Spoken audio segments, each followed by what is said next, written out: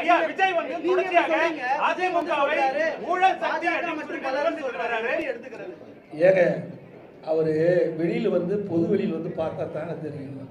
பொது வெளியிலே வரல. 72 நாள் கழிச்சு தான் ஒரு சம்பவம் நடந்து போச்சு. அந்த சம்பவத்தோட்டி 72 நாட்கள் ஒரு கட்சி தலைவரே வெளியே வரல. நாட்டில் என்ன நடக்குதுன்னு தெரியல. எந்தெந்த கட்சியோட கூட்டணி இருக்குன்னு தெரியல. எந்த கட்சி தேர்தலில் தலைமை தாங்கன்னு தெரியல. இதை வச்சே நாங்கள் என்ன செய்யறோம்? அவருக்கு ஒன்றுமே தெரியாத போது எங்களை கேள்வி கேட்டால் அவர்கிட்ட போய் கேள்வி கேளுங்க. ஏற்கனவே அனைத்து இந்திய அண்ணா திராவிட முன்னேற்ற கழகம் கூட்டணி அமைக்கின்ற பொழுது ஐசிசி சோழா ஹோட்டலில் தெளிவுபடுத்தினார்.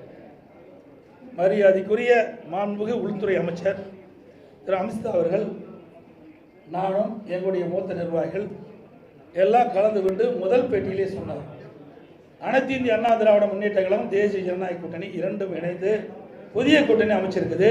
இந்த கூட்டணிக்கு அனைத்து இந்திய அண்ணா திராவிட முன்னேற்ற கழகம் தலைமை தாங்கும். இந்த கூட்டணி தேர்தலில் வெற்றி பெற்று ஆட்சி அமைக்கும். அதிமுக ஆட்சி அமைக்கும்.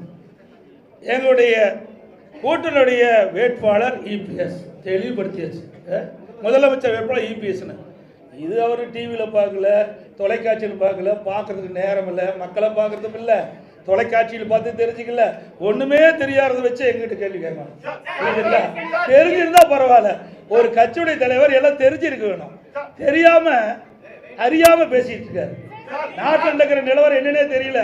இப்படி ஒரு தடவையாவது இப்படி பிரஸ் மீட் காட்ட சொல்லுங்க, புரிஞ்சுக்கிட்டோம்.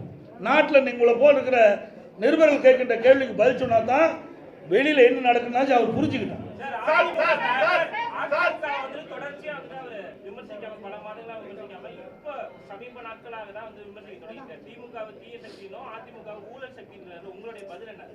சார் ஊழல்னா என்னன்னு எனக்கு தெரியலையே. ஊழல் சக்தினா என்ன? யார் குறிப்பிட்டு சொல்றாரு? நீங்களா ஒரு கற்பனை பண்ணிட்டு இவர் தான் சொல்றீங்க. தீய சக்தி ஊழல் சக்தி யாரை குறிப்பிட்டு சொல்றாரு? குறிப்பிட்டு சொன்னா தானே சொல்ல முடியும்.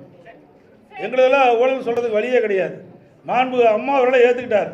ரோல் மாடல் அம்மா பேரை சொன்னாரா இல்லையா? புரட்சித் தலைவர் எம்ஜிஆர், மாண்பு அம்மா ரோல் மாடல் சொல்லியாச்சு.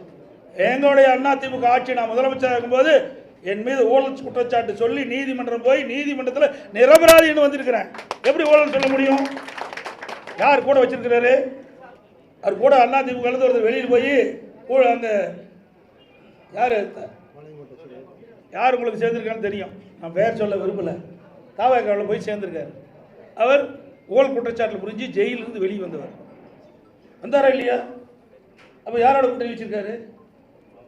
ஆக எங்களை குறிப்பிட்டு சொன்னால் அதுக்கு உண்டான பதில் நாங்கள் தெளிவாக சொல்லுவோம். நிறைய பதில் இருக்குது எங்களுக்கு. ஒன்றும் பதில் இல்லாதெல்லாம் இல்லை.